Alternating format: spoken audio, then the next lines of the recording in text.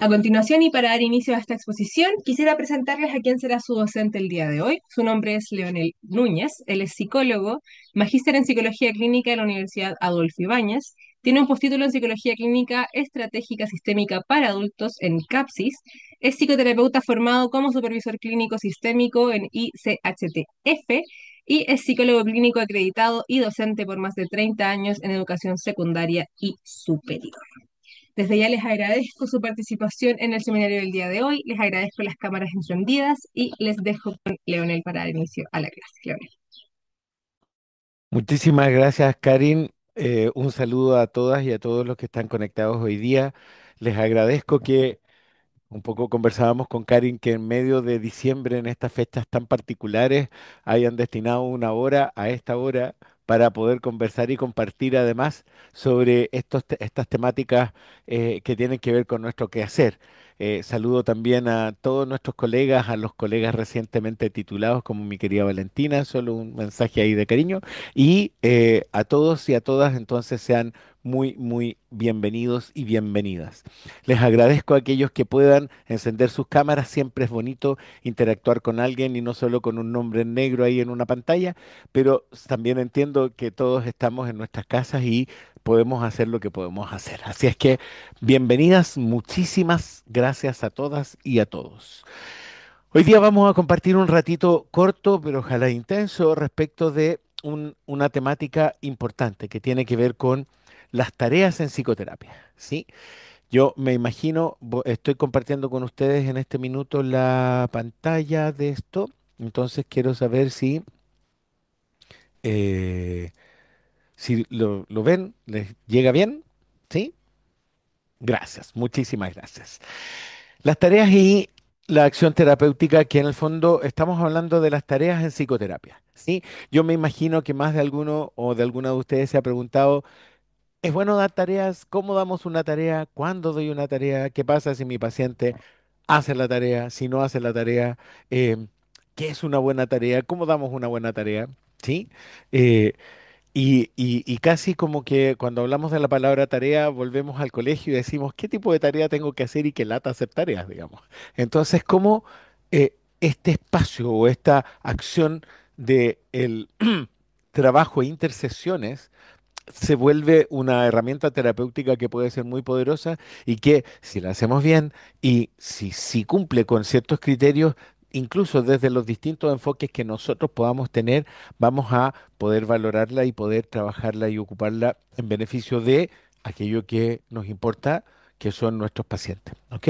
Entonces vamos a hablar hoy día de esto, de las tareas y la acción terapéutica. Nuestro objetivo es comprender el rol clínico de las tareas en términos generales en la psicoterapia, digamos, como una herramienta que promueve agencia en nuestros propios pacientes, ¿sí? Y consolida aprendizajes y nos ayuda a profundizar en los procesos y herramientas que vamos trabajando sesión a sesión. Queremos identificar tipos de tareas basadas en evidencias cognitivo-conductuales, experienciales, narrativas, sistémicas, es decir, desde una perspectiva de la terapia breve, ¿sí?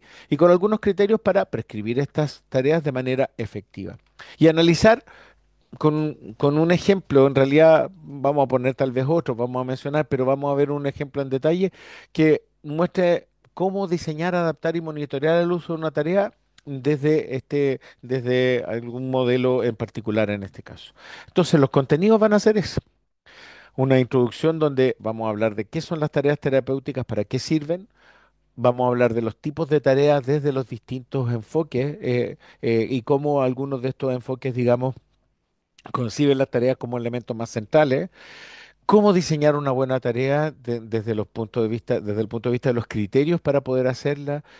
Hablar un poquito sobre qué es lo que tenemos que evitar respecto de el diseño y la prescripción de estas tareas, buscar los acuerdos allí y, por supuesto, también plantearnos en un caso, como les decía, y en un ejemplo que nos permita comprender de manera práctica. Cómo aplicar una tarea, ¿ya? Entonces, por ahí va a venir nuestro proceso de hoy día, ¿ok? Vamos adelante. Comenzando entonces, las tareas son un acto clínico. ¿Qué quiere decir esto? Que lo que tenemos que entender primero es que por más que nosotros queramos que todo ocurra en el proceso y en el espacio terapéutico, la verdad es que no.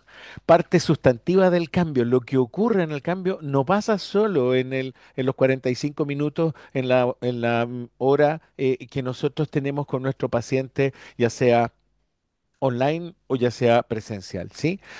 Nosotros queremos que pasen cosas allí, y es cierto, pasan cosas, pero la mayor cantidad de los elementos que permiten y favorecen el cambio, que hacen que este cambio sea permanente, pasan entre nuestras sesiones. Y eso es importante también. Por lo tanto, ¿cómo podemos usar ese espacio entre sesiones para afianzar lo que vamos descubriendo, reconociendo y trabajando en la sesión? Ahí aparecen entonces las tareas terapéuticas. El cambio entonces no es solo lo que ocurre en sesión. Entre sesiones pasan cosas. Y por lo tanto, las tareas son intervenciones que nosotros deliberadamente hacemos, construimos entre el consultante y nosotros para activar mecanismos específicos de cambio y que ocurren fuera de este espacio de la sesión. ¿Sí? Recordemos que la vida está, como decía Mulder en los archivos secretos X, la vida está allá afuera, digamos, no solo en el espacio terapéutico. Y precisamente entonces, en esta vida cotidiana, en esta cotidianidad, es que nosotros vamos a buscar elementos que nos permitan hacer acciones y que permitan que nuestros pacientes, nuestros consultantes, tengan experiencias específicas que ayuden entonces a desarrollar y a trabajar esos mecanismos específicos de cambio fuera de la sesión. La tarea terapéutica entonces es un acto clínico intencionado, ¿sí? Y que por lo tanto tiene un fundamento, es decir, damos una tarea, damos una indicación o una prescripción terapéutica con un fundamento, con un objetivo, con un para qué.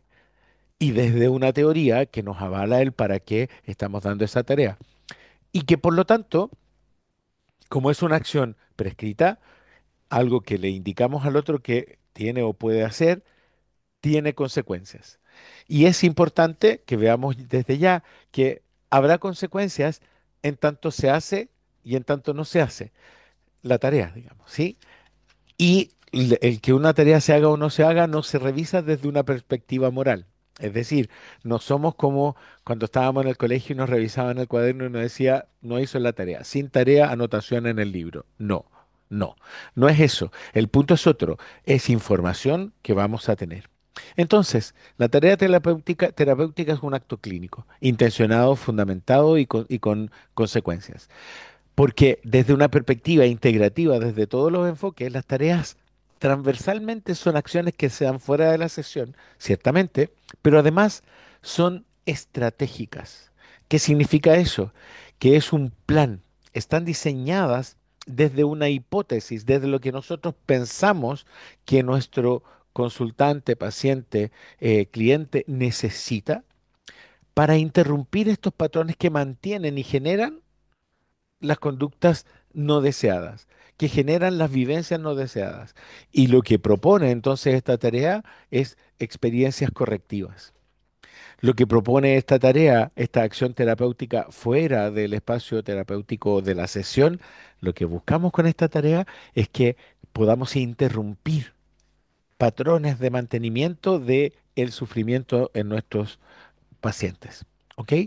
Entonces, desde la perspectiva de una perspectiva clínica amplia, clásica, y desde la mirada de lo integrativo que puede ser la terapia estratégica o las terapias breves, son miradas complementarias. Toda tarea eficaz integra entonces estos tres elementos que son claves: acción, intención y seguimiento. Es decir, una tarea es una tarea activa. Una tarea es una tarea intencionada.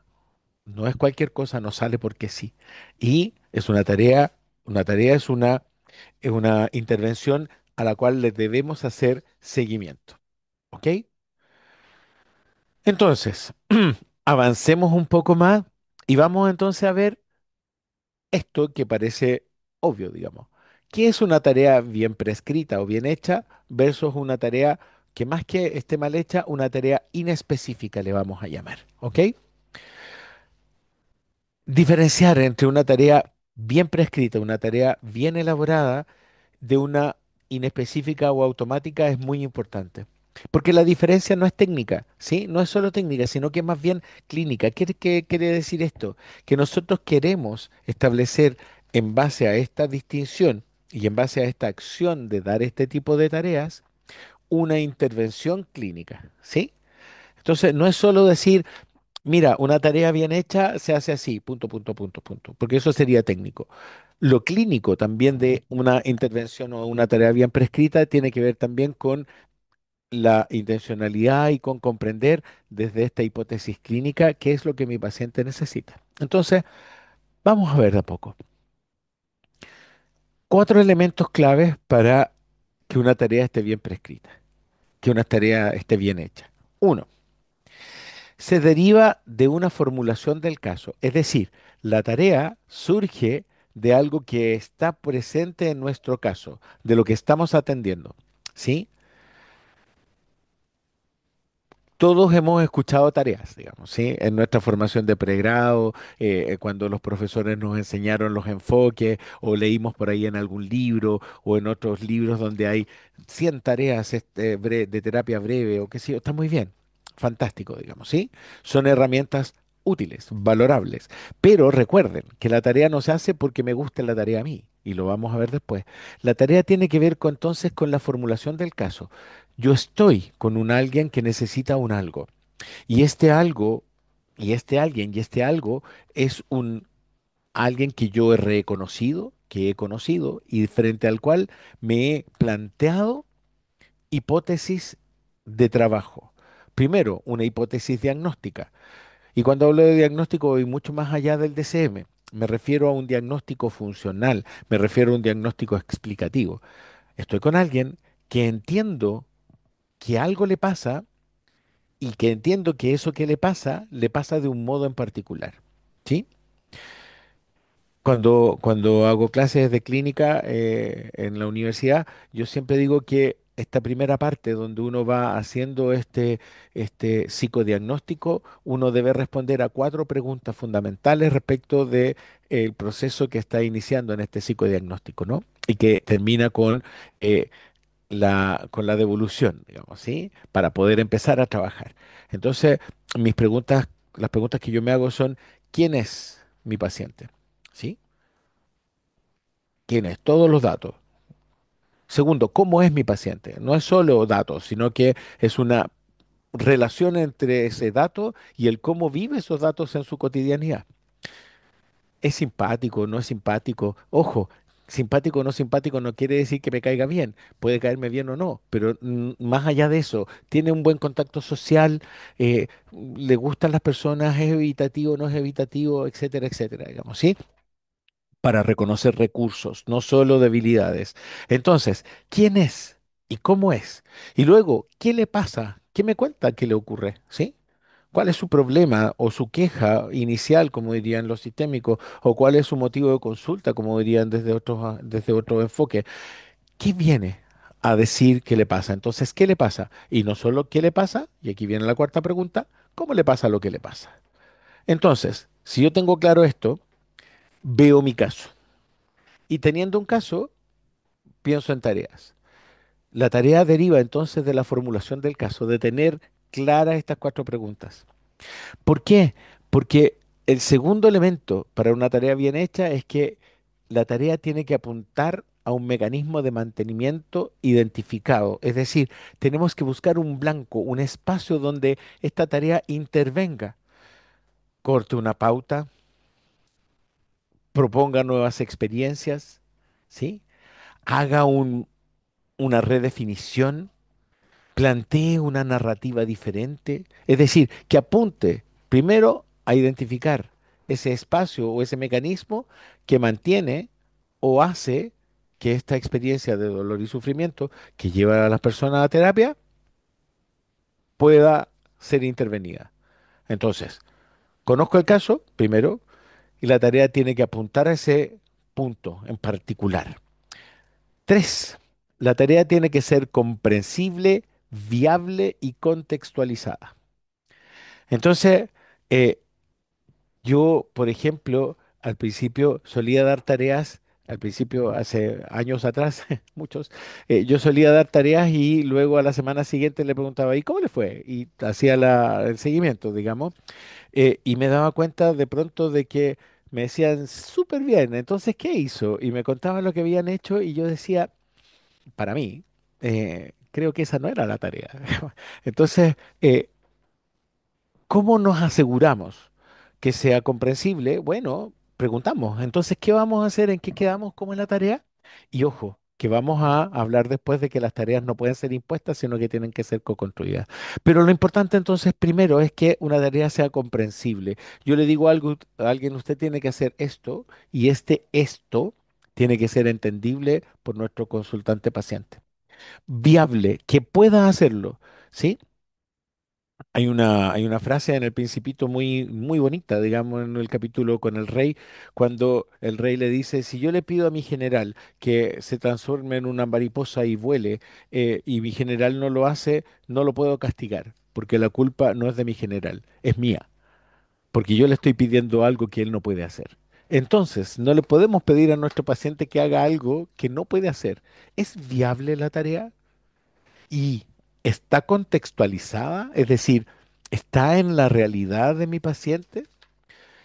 Alguien podrá decirme, ¿y si yo le pido que vuele porque estoy haciendo una intervención paradójica? Bueno, hablaremos de las intervenciones paradójicas luego, que también pueden ser tareas complejas, pero en términos generales, una tarea tiene que ser comprensible, viable y contextualizada.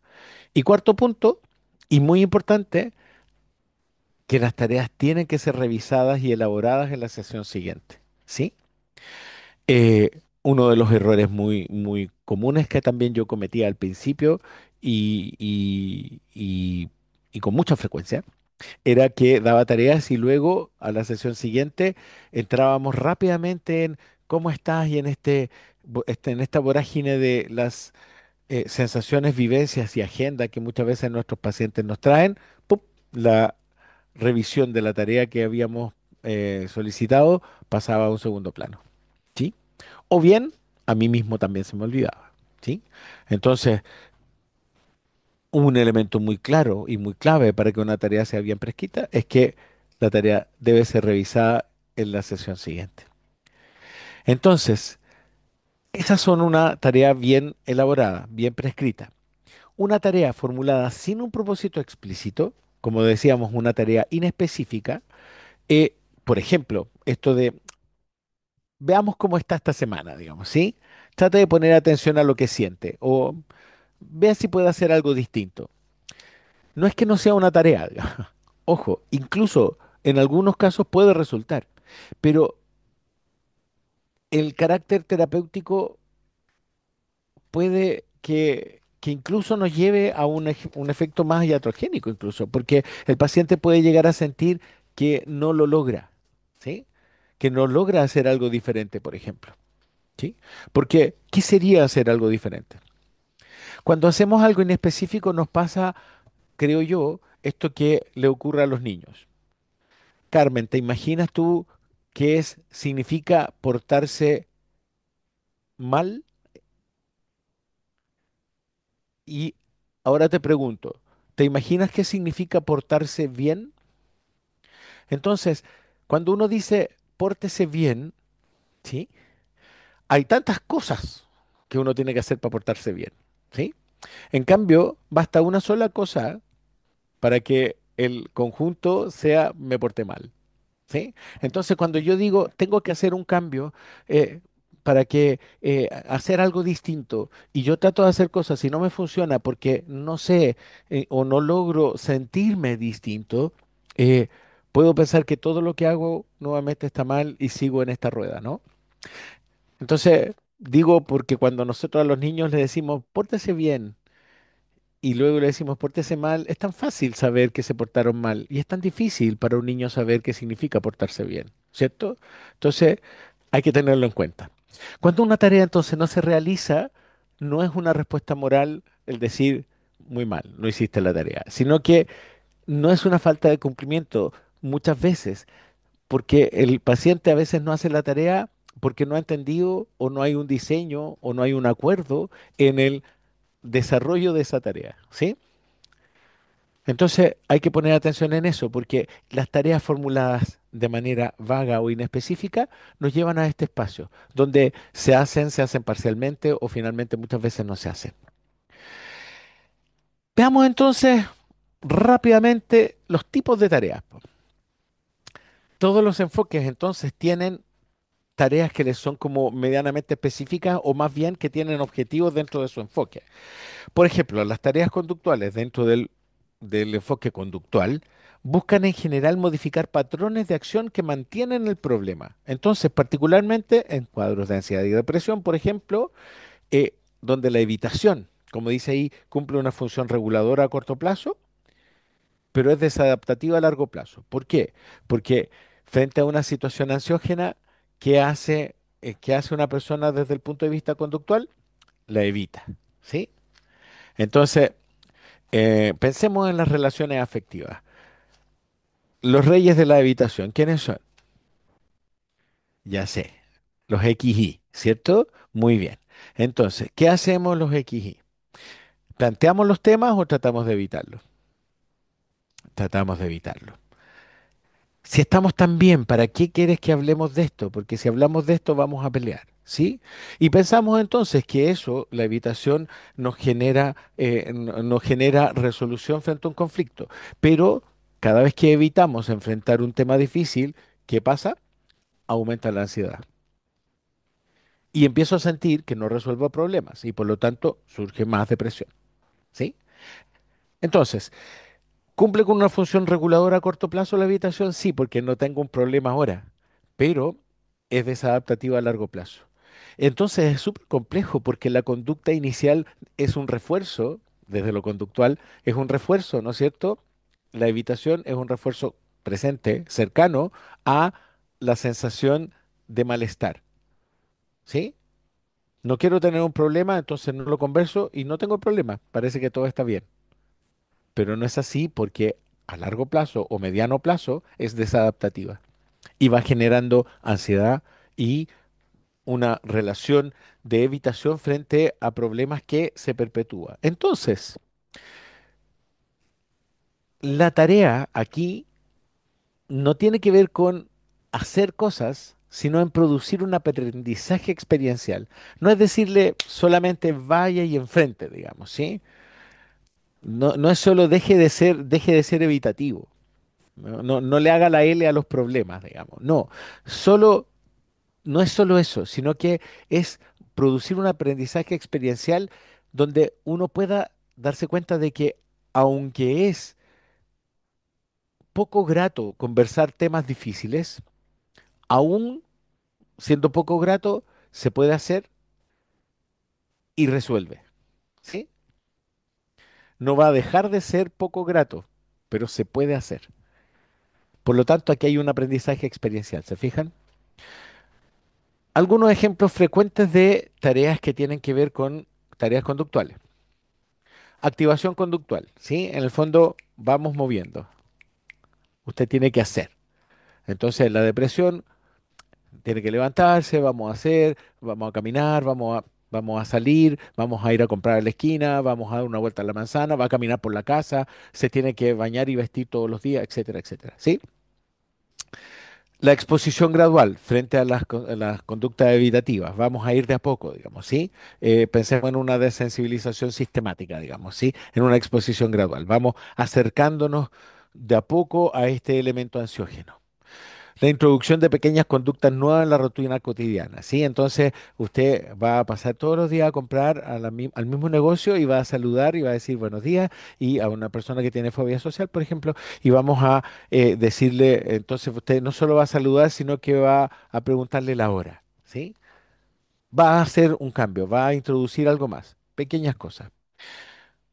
Estas tareas son especialmente útiles en ansiedad y depresión porque donde la evitación mantiene el problema, como hablábamos antes, y estas son tareas que, dichas como se las acabo de decir, digamos, parecen inespecíficas, pero si las conocemos con un paciente en particular, si las hemos elaborado, podemos ir refinándola cada vez más y ponerla más en concreto, ¿sí?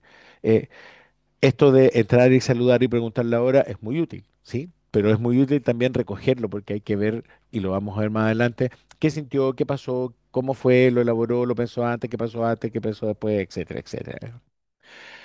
Vamos desde las tareas cognitivas, ¿sí? Vimos lo conductual, vamos a lo cognitivo. Las tareas cognitivas entonces apuntan a otro lugar, a transformar la relación del consultante con sus pensamientos. Ojo, no se trata, así como en la primera, no se trata de cambiar conductas, sino que finalmente abrir experiencias, ¿sí? En esta, no se trata de cambiar pensamientos en forma directa, sino que vamos a cambiar el contenido, ¿sí? Más que modificar, perdón, su contenido, vamos a cambiar la relación que uno tiene con esos pensamientos, más que sacar esos pensamientos, ¿sí? Cuando hay rumiación, cuando hay anticipación catastrófica o rigidez cognitiva, eh, cuando estos elementos están participando activamente en el mantenimiento del problema de nuestros pacientes, es muy importante entonces que acudamos a estas tareas cognitivas que nos van a permitir hacer estos cambios. Entonces, las tareas cognitivas en la mirada más contemporánea de los enfoques cognitivos, se conciben como experimentos, no como ejercicios correccionales, digamos, de corrección racional. No es que usted va a transformar directamente una idea irracional en racional, más bien como una experiencia, ¿sí? En el fondo es, vas a ir a trabajar con ellos a ver qué pasa, ¿sí? Algunos ejemplos por, por redundar, digamos, el registro de pensamiento automático, usted los va a ir escribiendo allí, los experimentos conductuales cognitivos, donde vamos a hacer acciones donde las vamos a repasar luego en términos de qué pensaste, qué sentiste, etcétera. Y los ejercicios de distanciamiento cognitivo, cuando le pedimos a alguien que tome distancia de los pensamientos y piense en otra cosa, por ejemplo, y luego vaya viendo qué pasa con eso. Vamos a ir avanzando en eso y lo vamos a ver después. Desde las terapias más experienciales, las tareas experienciales. Entonces aquí las tareas experienciales tienen que ver con vivencias emocionalmente significativas. Lo que queremos hacer a través de estas tareas es poner a nuestro paciente, a nuestro consultante, a entrar en contacto con estados internos evitados o no elaborados, ¿sí? Y son tareas que van a abrir espacios vivenciales emocionalmente significativos. Entonces, más que explicar un cambio, ¿sí? Estas tareas van a generar un cambio, porque la idea aquí no va desde lo comprensivo hacia lo experiencial, ¿sí? Va desde lo experiencial hacia lo comprensivo. Entonces, primero vas a tener la experiencia y luego puede venir el insight, ¿ok? Que entendiéndolo desde nuestros modelos de formación más clásicos, es casi como, casi como una herejía, digamos. ¿Alguien puede cambiar sin darse cuenta? Sí. Eso es lo que plantean de alguna manera las tareas experienciales. Y después me doy cuenta de que cambié, ¿sí? Pero está bien, digamos, existen. Por ejemplo, los ejercicios de aceptación emocional. En el fondo es como vamos a vivir esta experiencia, esta emoción significativa, y vamos a vivir esta experiencia de aceptar la emoción que tengo, ¿sí? La práctica del mindfulness es claramente una de la conciencia plena, ¿no es cierto? Es una tarea experiencial. Es como situémonos en este aquí y en esta hora, digamos, y veamos qué es lo que nos está pasando. Y desde un punto de vista, nuevamente, de las conductas más evitativas, buscar este contacto gradual, desde lo emocional, desde lo vivencial, desde lo experiencial, con estas emociones evitadas, ¿sí? Ir acercándonos lentamente a estas emociones que han sido evitadas por tanto tiempo. Los enfoques narrativos, los enfoques desde las terapias narrativas sistémicas en general, ¿no es cierto? También tienen tareas.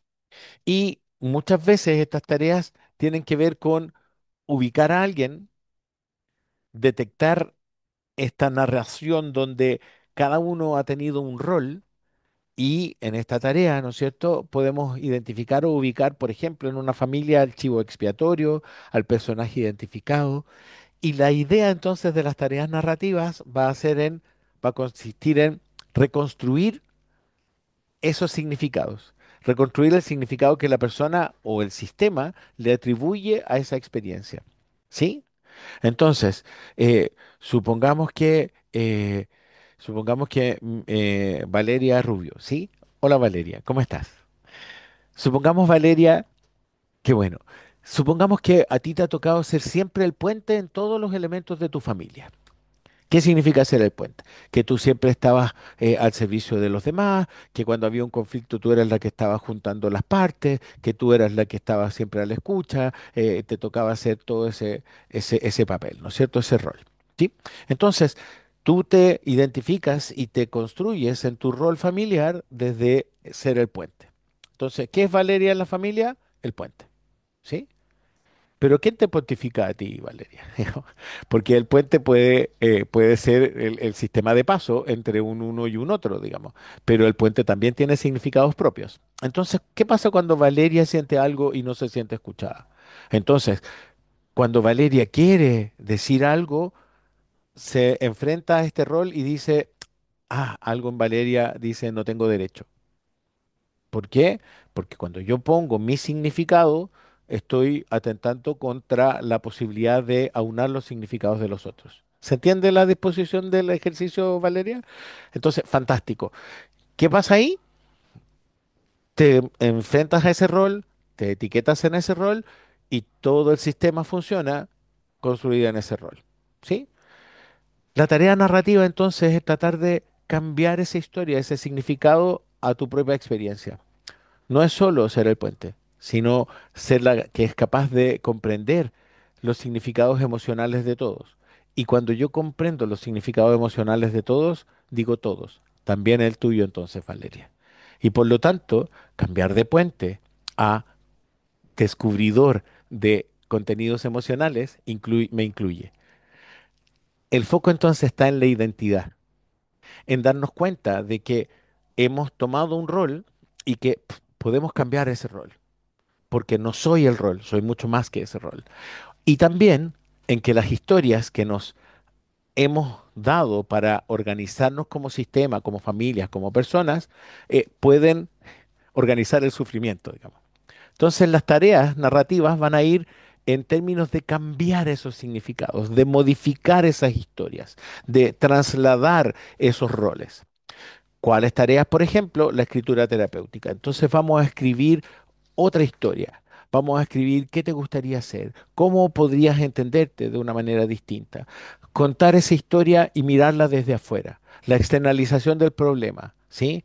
Eh, esta ansiedad que me tiene loco, claro, esta ansiedad y la pongo afuera. No soy ansioso, soy una persona con ansiedad y la pongo afuera y hablo con mi ansiedad y le escribo y le digo hasta cuándo, qué sé yo, y puedo pelear, discutir con ella porque la pongo afuera, la externalización del problema. Y la co-construcción de relatos alternativos. ¿Y qué pasaría si pudiéramos contar la historia nuevamente, entonces, Valeria, de tu puente en la familia, poniéndolo desde otra perspectiva? ¿Cómo podrías contar ese episodio ya no como puente, sino que como descubridora de los sentimientos de todos? ¿Sí? Y ahí cambiamos, construimos un relato alternativo. Entonces, aquí hay tareas que tienen que ver con el enfoque narrativo desde lo sistémico. Y las tareas sistémicas, desde la perspectiva paradójica, yo les decía que las dejamos un poco al final. ¿Por qué? Porque apuntan a modificar patrones relacionales más que conductas individuales en general. Las tareas paradójicas involucran interacciones con otros significativos y tienen que ver con mucho con la observación de secuencias relacionales, pero tienen una dificultad y vamos a ser muy claros en la dificultad que tienen las tareas paradójicas. Construyen un recurso estratégico potente, ¿verdad? Pero requieren de harta experiencia clínica, requieren de un fuerte vínculo, de un poder sobre el terapeuta que el paciente o el consultante o el sistema consultante les ha dado y por lo tanto un resguardo ético súper importante. ¿Sí? No son tareas para aplicar de forma automática ni tan protocolizadas en términos de paso uno, paso 2, paso 3, sino que tienen que ver con mucho con el conocimiento del otro y con una técnica más elaborada y conocida y más poderosa en términos de esa relación. ¿Por qué? Porque le vamos a pedir a alguien que haga algo que va en contra del sentido común. Y cuando vamos en contra del sentido común, vamos a generar un quiebre, ¿sí? Y ese quiebre tiene que ser bien acompañado. Entonces, imagínate, Ana Casago, ¿sí?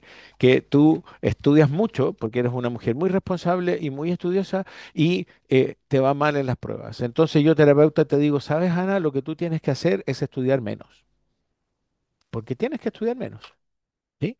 Va en contra del sentido común. Lo que yo quiero es que estudies mejor, pero te tengo que decir que estudies menos. Entonces te voy a prohibir que tú estudies 5 horas todos los días, máximo una hora, ¿sí? No puedes estudiar más de una hora.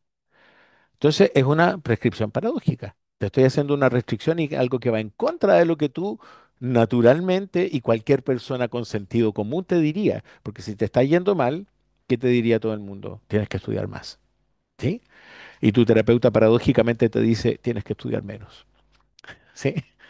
Entonces es raro. Ahora, hay un sentido, hay una explicación que está en lo paradójico y está puesto ahí, pero tiene que ver con este resguardo ético. Te conozco, sé que eres responsable, sé que vas a hacerme caso, pero vas a hacer un resumen y vas a estudiar mejor, porque como tienes menos tiempo, vas a saber estudiar esa hora.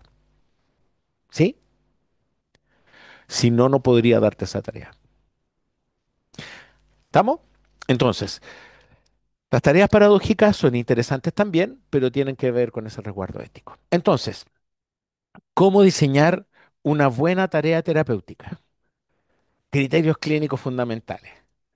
Una tarea bien elaborada entonces requiere atención a varios elementos que la conforman, como ya lo dijimos, pero también a momentos específicos, también del proceso terapéutico, ¿sí?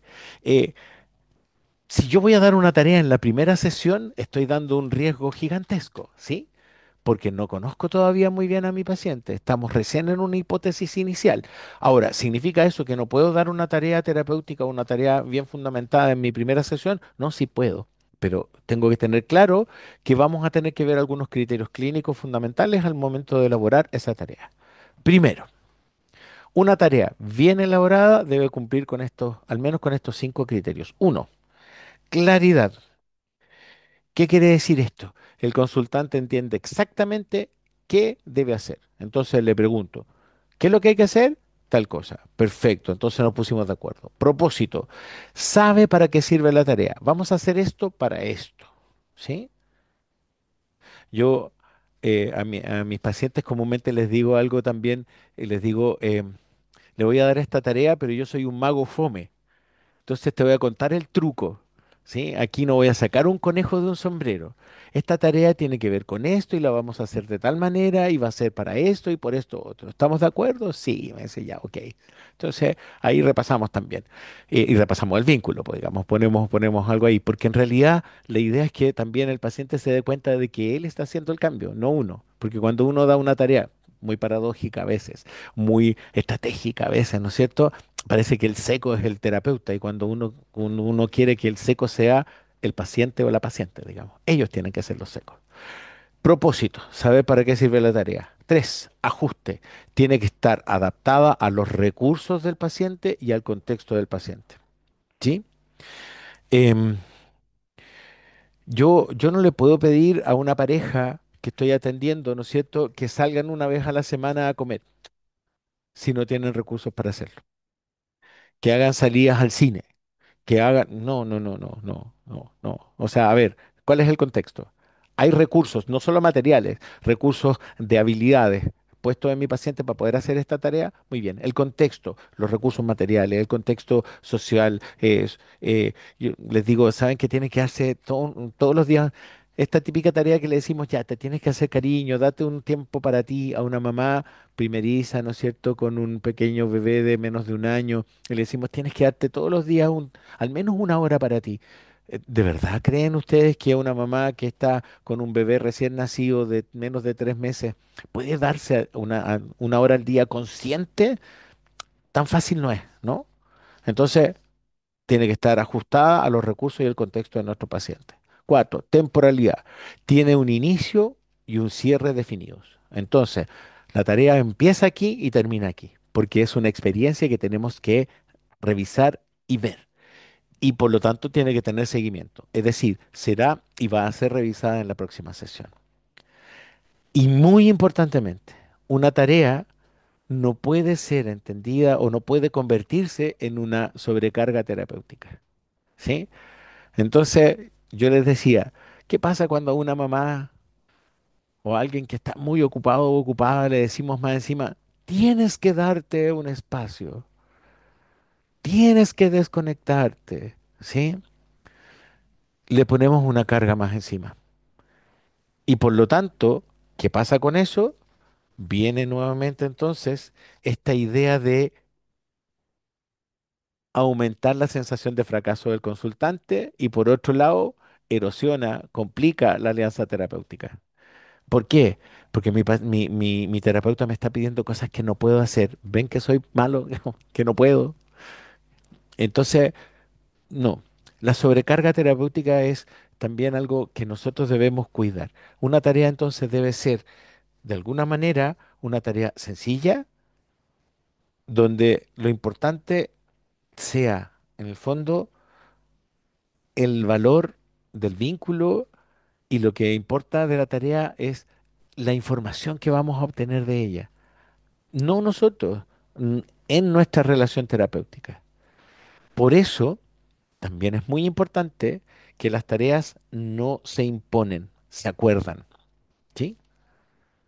Se acuerdan y se recuerdan, porque recuerden que tenemos que revisarlas también, pero se acuerdan, es decir, nos ponemos de acuerdo para una tarea. Es una negociación, ¿sí?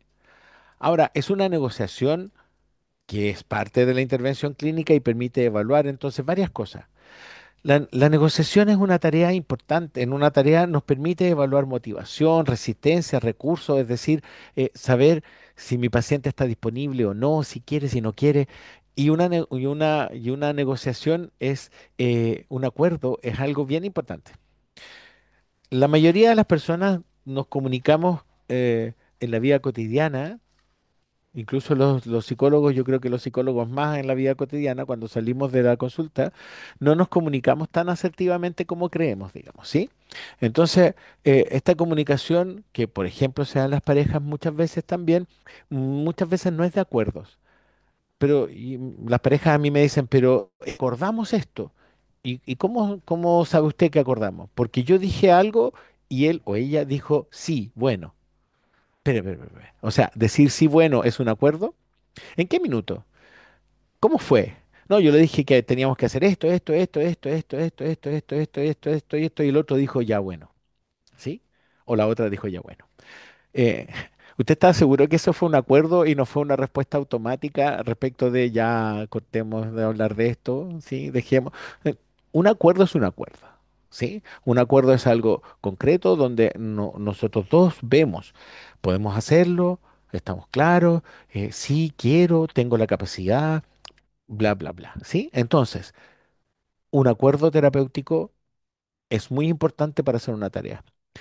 Y cuando yo voy buscando ese acuerdo, evalúo, ¿sí?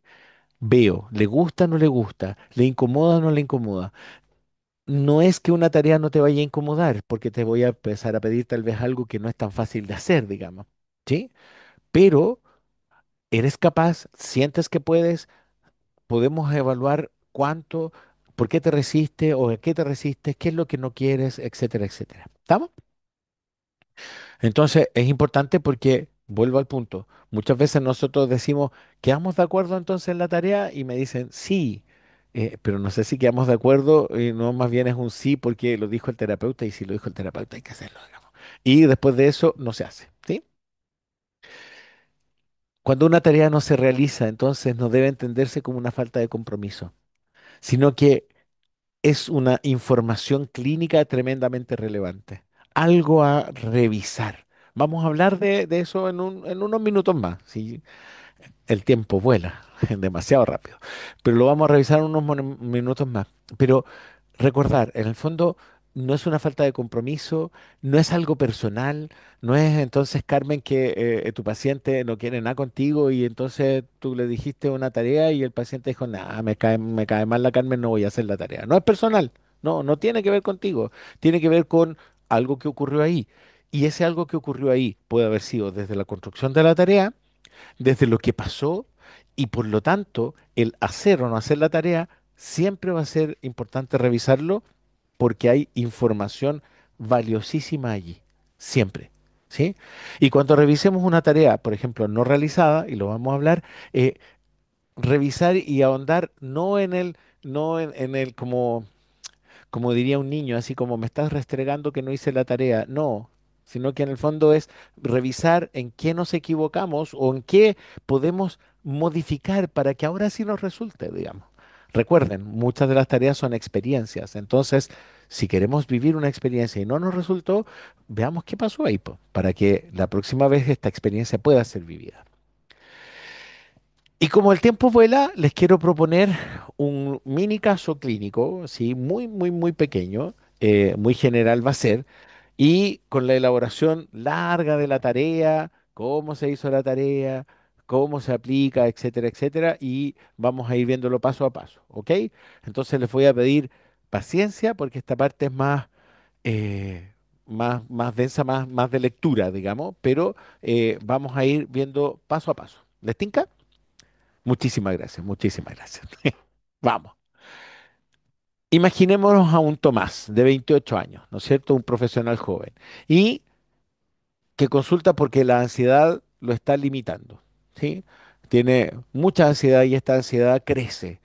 Los síntomas predominantes en él tienen que ver con una activación fisiológica importante, tensión, palpitaciones, una anticipación negativa, me va a ir mal, las cosas no van a resultar, una rumiación post-evento, debí haber dicho esto, no debí haber hecho esto otro, tal vez debí haber mirado para el lado, o no debí haber llegado con camisa y no con, no con polera, ¿por qué no me puse la corbata? Etcétera, etcétera. ¿Sí?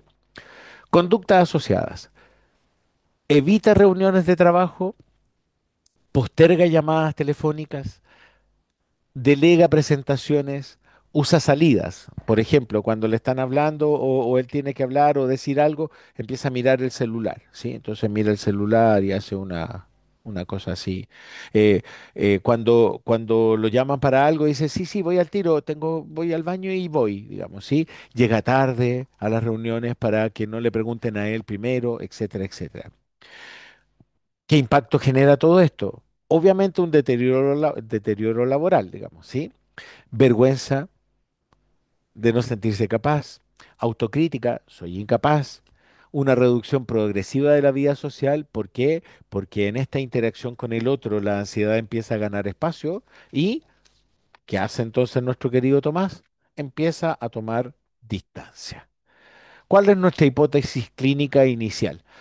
Vamos a hacer una hipótesis clínica no desde el punto de vista de lo psicopatológico, digamos, ¿sí? No vamos a ponerle una categoría DSM, no es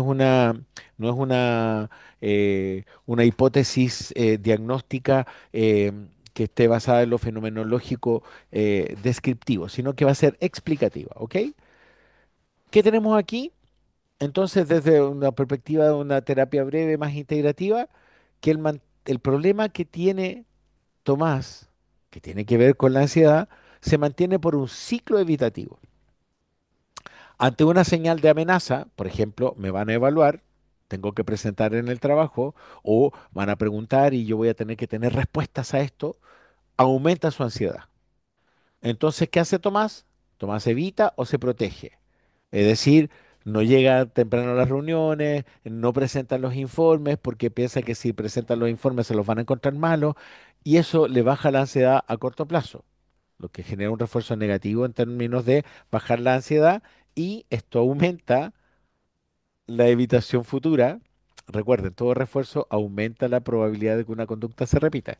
Entonces, eh, baja la ansiedad el que no presente trabajos o el que no, o el que evite, digamos, evita, eso baja la ansiedad a corto plazo y eso funciona como refuerzo negativo a la conducta de evitar. Y fortalece la creencia de incapacidad en él. Es decir, sigo pensando que no soy capaz y eso aumenta la evitación futura. Ese es nuestro círculo y nuestro circuito. ¿Cómo se llega a una tarea? Paso uno, definir el blanco. ¿Qué es lo que voy a intervenir? Un punto. Blanco de intervención. el mecanismo de mantenimiento. Entonces, yo decía al principio de nuestro encuentro de hoy, no elegimos las tareas por estilo personal, así como no, a mí me encanta hacer tareas de este tipo, no, de que escriban, no. Elegimos la tarea porque atacan el mecanismo que mantiene el problema. Por eso, para poder hacer una buena tarea, busco y defino el blanco de intervención en el mecanismo de mantenimiento, en este caso, que tiene que ver con el problema de Tomás. Aquí el blanco entonces no es que deje de sentir ansiedad. Ojo, no es que deje de sentir ansiedad. Y la cara de pregunta Valentina está muy bien, digamos, sino que organizar su vida alrededor de otra cosa. Dejar de que organice su vida alrededor de la evitación. ¿Sí? No vamos a trabajar la ansiedad. Miren, vamos a trabajar lo que mantiene la ansiedad. Y lo que mantiene la ansiedad es la evitación. Entonces, en ansiedad, reducir la evitación suele ser más modificador que discutir contenidos mentales sin experiencia correctiva. En términos de qué es lo que te provoca ansiedad, hablemos de la ansiedad, vamos, mejor trabajemos la evitación. ¿Ok? Una tarea para trabajar ahí. Dos, traducir al blanco, evitar trabajar la evitación a un objetivo conductual observable. Objetivo observable, es decir, vamos a hacer un acercamiento gradual a situaciones evitadas con prevención de conductas de seguridad. ¿Cuáles son sus conductas de seguridad? O reducir al menos algunas de ellas, llegar tarde, llegar y no hacer contacto visual, ¿no es cierto? Cuando hacen una pregunta, él toma el teléfono y empieza a mirar hacia un lado. Entonces, vamos a tratar de disminuir esas conductas para permitir el aprendizaje nuevo. Tres, elegir el tipo de tarea con mejor relación potencia-tiempo. Esto es súper estratégico, es decir, lo más eficaz en términos de que sea de alto impacto en el menor tiempo posible. ¿Sí? Para un caso como el de Tomás, una tarea conductual experiencial. Por ejemplo, exposición graduada tiene que, va a permitir alta potencia sobre el ciclo evitativo, una medición simple. ¿Lo hizo o no lo hizo? ¿Qué nivel de ansiedad tuvo? ¿Qué aprendió? Y este tipo de tareas de exposición gradual o graduada tienen un buen encaje en la terapia breve porque cuando hacemos trabajo de terapias acotadas en el tiempo, tenemos que buscar estrategias y herramientas que nos permitan cambios significativos en poco tiempo. Y cuatro, diseñar una tarea mínima viable. Entonces, tenemos todo eso listo y ahora sí diseñamos la tarea. La tarea debe ser entonces lo suficientemente pequeña para que ocurra, pero lo suficientemente desafiante para que genere aprendizaje. ¿Sí? Ahora, esto es difícil porque ¿qué es motivante y al mismo tiempo desafiante, pero no tan desafiante como para que te desmotive? ¿Sí? Ni tan poco desafiante como para que no la hagas o la hagas y no se genere ningún aprendizaje. ¿Sí? Entonces hay que buscar ahí. Entonces, en el caso de Tomás, tenemos todos los elementos para hacer esta tarea. Y le pusimos un nombre, ¿sí? Y dijimos, vamos a hacer el experimento de acercamiento. Ya no es un nombre muy glorioso, no tiene, no es muy rimbombante, pero funciona, digamos, ¿sí? El experimento de acercamiento. Entonces, vamos a elegir una situación evitada de baja a moderada dificultad. Por ejemplo, en la próxima reunión, Tomás, podrías hacer una pregunta o iniciar tú una llamada breve en términos de a alguien, llamar a un amigo. Inicia tú una llamada, escribirle un WhatsApp o algo así, pero ojalá que no fuera en WhatsApp, que lo pudieras llamar. Dos. Definir una acción específica en formato sí, entonces. Entonces, si entro a la reunión, entonces haré una intervención de 20 o 30 segundos. Si entro a la reunión, entonces voy a hacer una intervención. Entonces, lo primero, escogemos la situación. Segundo, frente a esa situación, una acción de sí, entonces. Si llamo por teléfono a mi amigo, le voy a hablar yo directamente y le voy a preguntar algo. Entonces, si lo llamo, le voy a preguntar algo. Tres, reducir una conducta de seguridad. Elegir una, por ejemplo, no mirar el celular durante la intervención, es decir, que cuando haga esto no busque. estrategias de escape, no salir antes de las reuniones, no ensayar mentalmente 10 minutos qué es lo que va a decir, qué es lo que va a decir, sino que ser lo más espontáneo ahí. Y tres, o sea, y cuatro, registrar tres datos después de un minuto de hecha la acción. Uno, ansiedad, de 0 a 10, antes, durante, después. ¿Cuánto te sentías ansioso antes de hacerlo, cuando lo hiciste y después de hacerlo? Ponle número, ¿sí? 10, 5, 3, por ejemplo, no es lo mismo. Segundo, esto es registrarlo, escribirlo. ¿Qué temías que ocurriera? ¿Qué temía Tomás que ocurriera? No sé, temía que me iba a quedar en blanco o que no iba a saber decir o que la lengua se me le traba, decía mi hermano, así, eh, que iba a tener un furcio, que iba a decir algo mal o que todos se iban a reír cuando yo. Y tres, ¿qué ocurrió realmente y qué aprendí? No se me trabó la lengua, da lo mismo, ahí veamos, ahí en una de esas sí, pero nadie se rió, etcétera, etcétera, etcétera, ¿no? ¿Y qué aprendí?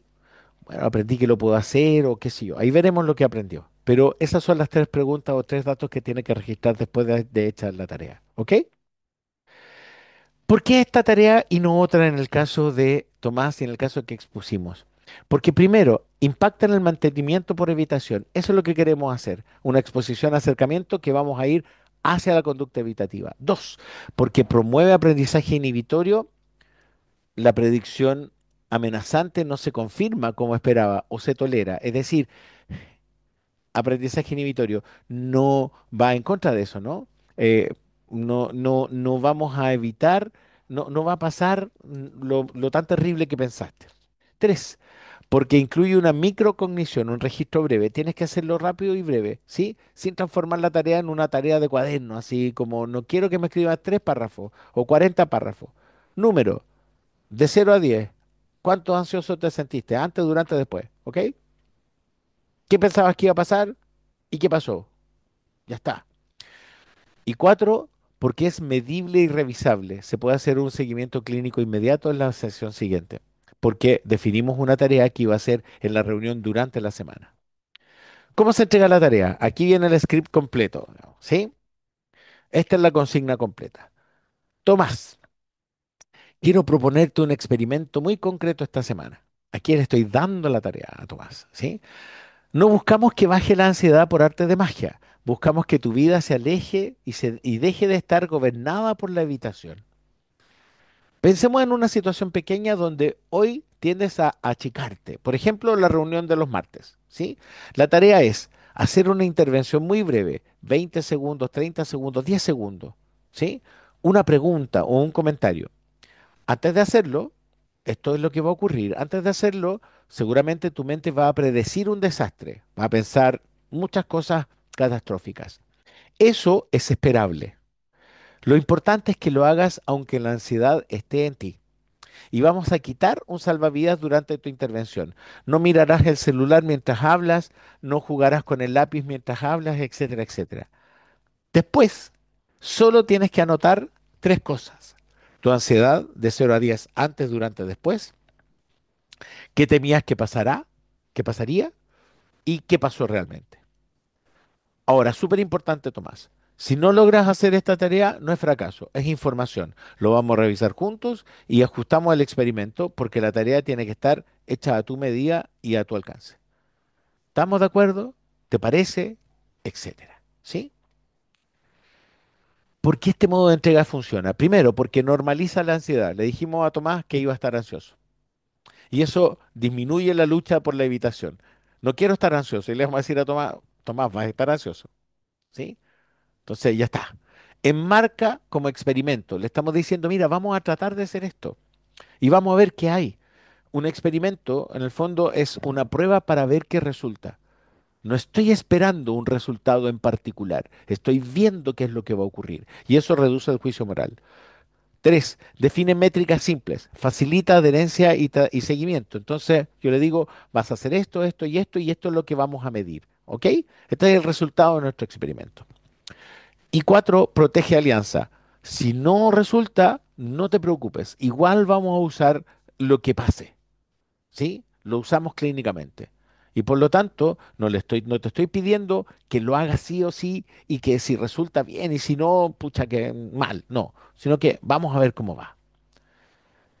Entonces, si la tarea se realizó en la sesión siguiente, preguntamos, ¿qué decía tu mente que iba a pasar? ¿Qué pasó realmente? ¿Qué aprendiste sobre tu capacidad de tolerar la ansiedad? ¿Qué variable fue más determinante, la ansiedad o la evitación? Reforzar el aprendizaje, no solo cumplimiento, subir un 10 o un 15% de dificultad o mantener y repetir para consolidar en una próxima tarea. Súper. Esto es si la hizo. Si no se realizó, una exploración clínica sin moralizar. ¿Cuál fue la barrera principal? ¿Qué fue lo que te impidió hacer la tarea?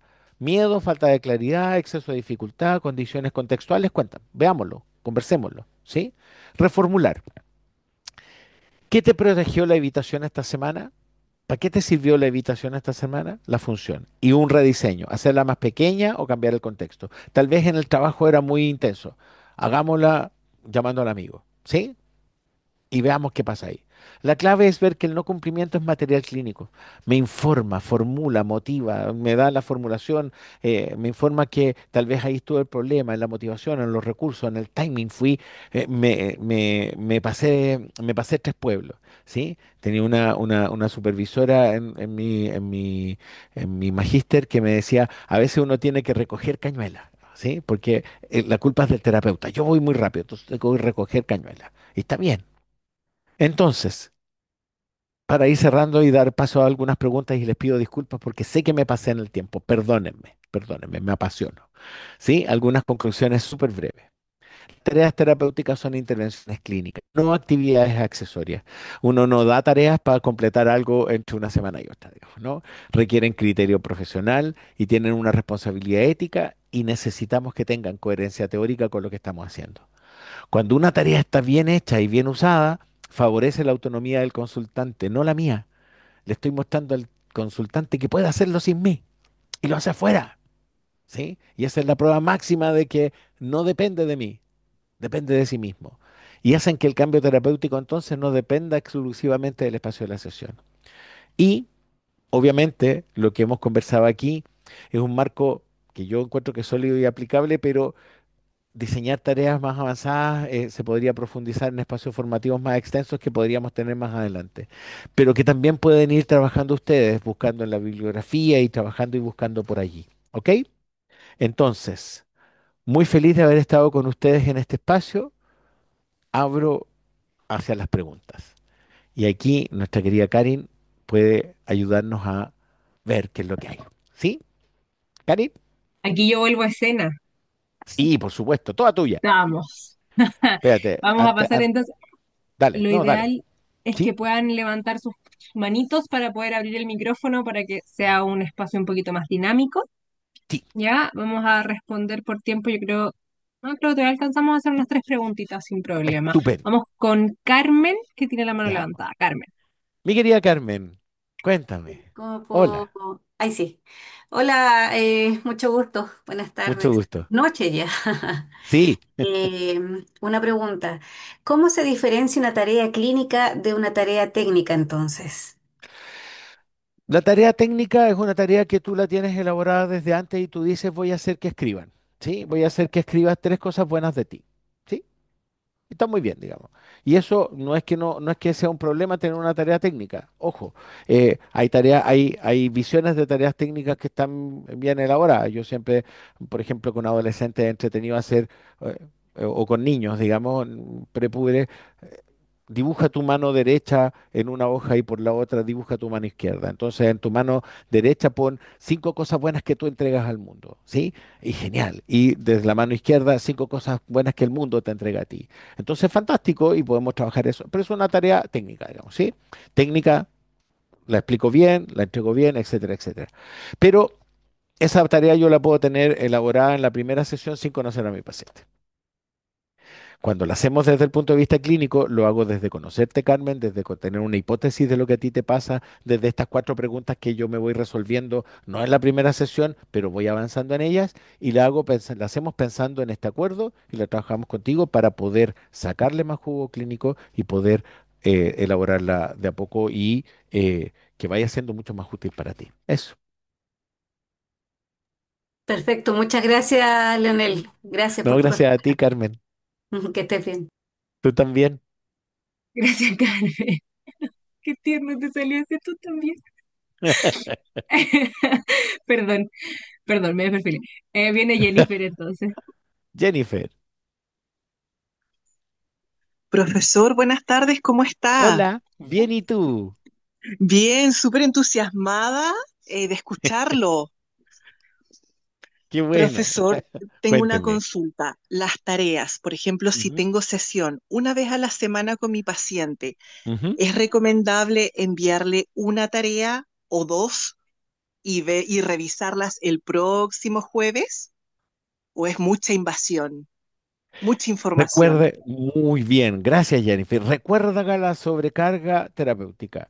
Una o dos, no sé, porque depende de la tarea, pero creo que es importante primero pensar en esto. Si tú vas a hacer una sesión y en esa sesión vas a terminar con una tarea, que esa tarea quede bien elaborada, de tal manera que pueda ser revisada en la próxima sesión en breves minutos o sacarle o incluso girar toda la próxima sesión en torno a esa tarea, dependiendo de si ese es el plan, pero que sea una tarea bien elaborada y bien concreta para que tu paciente pueda hacerla, ¿sí?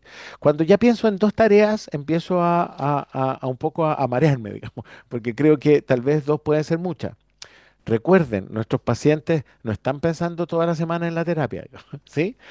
Y lo que nosotros queremos hacer es incluir la terapia en su vida cotidiana. Entonces, al poner una tarea en la vida cotidiana, tengo que ver el contexto y la viabilidad. Entonces, mi querida Jennifer, si tú me preguntas como una recomendación, yo te diría una, ¿sí? Aquí es calidad más que cantidad, ¿ok? Muchas gracias, profesor. No a ti. Vamos con Valentina que levantó la mano. Muy bien, gracias. Buenas tardes, querido Buenas profesor. tardes. ¿Cómo está? Muy bien, contento de que haya nuevos colegas y recién titulados también, mi querida Valentina. Muchas Muy bien. gracias. Tengo una pregunta. Tengo entendido que, por ejemplo, cuando se atienden niños, Ujú. em, se le pueden enviar tareas como a la mamá. ¿Cómo yo como terapeuta reviso esas tareas? ¿Como directamente con la mamá, en la interacción entre ellos? ¿Cómo hago el encuadre, la consigna como de esa tarea? Muy interesante tu pregunta, Valentina. Muchísimas gracias. Eh, yo en general no atiendo niños, pero como atiendo familias, y puedo contestar eso también desde la revisión que hice para este seminario. Mira, Ujú. lo que podemos decir es lo siguiente. Primero que cuando trabajamos con menores de edad, con niños y con adolescentes incluso también, siempre recordemos que tenemos que incluir a la familia y al contexto, a los padres. Por lo tanto, el cambio y las acciones terapéuticas y las acciones de movilización hacia el cambio no son solo con el niño, con la niña o con el adolescente, también son con su contexto. Entonces, cuando hablamos de una tarea, hablamos de una intervención que va a modificar este sistema. Lo puedo revisar en sesiones conjuntas o en sesiones separadas. Va a depender, Valentina, de cuál sea el contenido, la forma y qué es lo que le pediste hacer. Si le pediste a la mamá hacer algo ella, es bueno que lo evalúes con ella, digamos, ¿sí? Si les pediste hacer algo en conjunto, sería fantástico que lo pudieran evaluar en conjunto, ¿sí? Eh, diría que por ahí va. Súper, muchas gracias. No, gracias a ti, colega. ¿Alcanzamos una pregunta más, Sí, no Leonel? sé, ¿Te dime tinca? tú, ¿sí? Me Ya. tinca. Sí, que tenemos una manito más levantada para no Ya. dejarla fuera. José o José, estoy segura. Hola, sí, es José. Hola, José. José. Hola, José.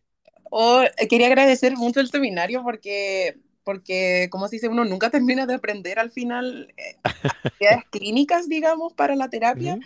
y de verdad me ha sido muy útil. Y a Qué raíz de eso, bueno. mismo, de las como tareas, digamos, Ujú, me surgió una duda que es como, porque por ejemplo a mí me pasó, al menos como en mi práctica, que ujú. por ejemplo no cachaba mucho esto de los límites como con las redes sociales, o sea, sí, con redes sociales como evidentes como WhatsApp o Instagram, como que uno igual pone ciertos límites, pero por ejemplo el correo, ¿Ya? tuve, tuve ciertos problemas y por ejemplo a mí me pasó ya como paciente, sí, que a veces, por ¿Ya? ejemplo, mi terapeuta me mandaba a hacer tareas ¿Ya? que yo también tenía ganas de hacer y todo, y me decía como, pero si quieres como mandármela antes, me la puedes mandar por correo. Y Ujú.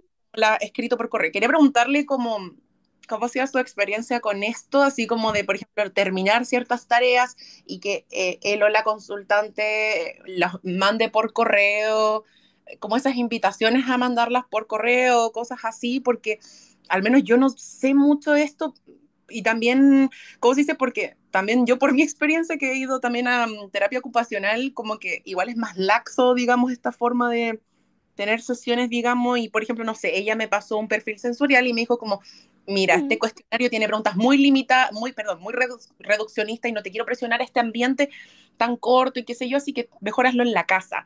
Y ahí lo piensas mejor y me puedes mandar las respuestas por correo. Yo sé que una terapeuta ocupacional no es lo mismo que un psicólogo, pero mi psicóloga también me ha mandado tareas así, Ah, bueno, sí, está bien. por eso digo. Y me dijo que, y ambas me han dicho así como, ay, pero si quieres me puedes mandar por correo. Quería saber cómo su opinión sobre eso. Como José. que, ¿qué opinas de los límites de eso? Si ha Ah, tenido muy experiencia bien. con eso, cosas así. Muchísimas gracias, José, por tu pregunta y también por tu entusiasmo y esta cosa de querer aprender siempre. Yo feliz. La posición del aprendiz es la mejor posición en la vida y sobre todo para una tarea, para una profesión como la nuestra, ¿sí? Siempre en ese lugar, siempre tratando de aprender otro poco.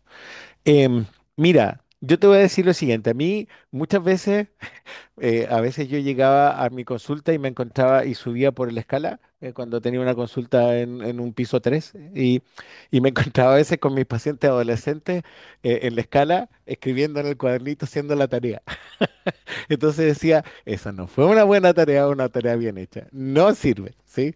Entonces, claro, de pronto pedirla así como mándamela por correo antes también impulsa a que haya un trabajo como más sistemático y lo pueda hacer antes y pueda mandármelo, digamos. Pero también piensa en lo siguiente, frente a lo que tú decías, José, hay distintos tipos de tareas porque lo que planteaste también es distintos tipos de información. Cuando yo le mando el cuestionario, un Conners, a los papás y les digo, miren a su hijo durante la semana y llenen el Conners, uno podría pensar que es una tarea, pero esa es una tarea de información, digamos, más que una tarea de intervención clínica, digamos, ¿sí? Es como la primera pregunta que hizo Carmen, es una tarea técnica más bien, ¿sí? En el fondo es como, quiero esto, hazlo, digamos, ¿sí? En cambio, si yo quiero una tarea que sea experiencial, que sea clínica, que le podamos sacar riqueza y que lo podamos trabajar, de pronto voy a hacer tareas que voy a ir ajustando a mi paciente. Entonces, José, cuando yo le digo a mi paciente, mira, mándame la tarea por mail, se lo digo a mi paciente que yo sé y que acordamos que lo puede hacer, ¿sí? Y que va a tener tiempo y que lo va a trabajar y que va a darle, qué sé yo, ese espacio, digamos, ¿sí? Pero en general, yo, a pesar de que trabajo mucho desde terapias narrativas también, eh, trato de descubrir si mi paciente es narrativo o no, porque si no es tan narrativo, la verdad es que prefiero que lo haga breve, lo haga cortito, lo haga en una hojita o lo haga en un cuadernito, pero no un cuaderno de terapia, sino que me lo traiga después. Entonces, José, lamento no tener una respuesta sí no para ti, digamos, ¿sí? Eh, y no quiero decir depende porque no quiero, pero quiero decir que es contextual. Eso. Quiero decir que la tarea, si acaso pongo el límite, ahora creo que hoy día creo que el mail, más que el limitante, es realmente el mail es el límite del WhatsApp, digamos. O sea, si no quiero que trabajar por WhatsApp, voy a trabajar por mail, porque da también una posibilidad de mayor latencia en términos de que me envíen una tarea y yo revisarla, ¿sí? El WhatsApp nos urge. Entonces, los pacientes ansiosos me mandan muchas veces textos largos y esperan que yo les conteste, digamos. Entonces, es como se quedan con el teléfono mirándolo así como, ¿cuándo me va a contestar? Entonces, también ahí podemos trabajar con eso. Todo puede ser una experiencia de elaboración terapéutica de lo que ocurre en la semana. Pero ahí hay que ir viendo. Entonces, José, lamento, como insisto, no tener una respuesta así, no, pero mi experiencia me dice eso. Tareas, el que la hagan o no la hagan me va a entregar información. A veces una tarea larga funciona, a veces funciona con mail. Tengo que conocer a mi paciente para poder elaborar junto con él, o junto con ella, o junto con ellas esa acción. ¿Ya? Eso. Y gracias. Y bueno, muchísimas gracias a todas y a todos por estar hoy día aquí y por regalarme estos espacios y este minuto y las preguntas para ir aprendiendo juntos. Muchísimas gracias. Karin, todo tuyo. Gracias, Leonel. Gracias a todos por sus preguntas. Vamos a dar un minuto para todo ese amor que te están mandando. Bien merecido, por cierto, excelente ponencia como siempre. Y vamos a dar por finalizado este seminario. Vamos a parar la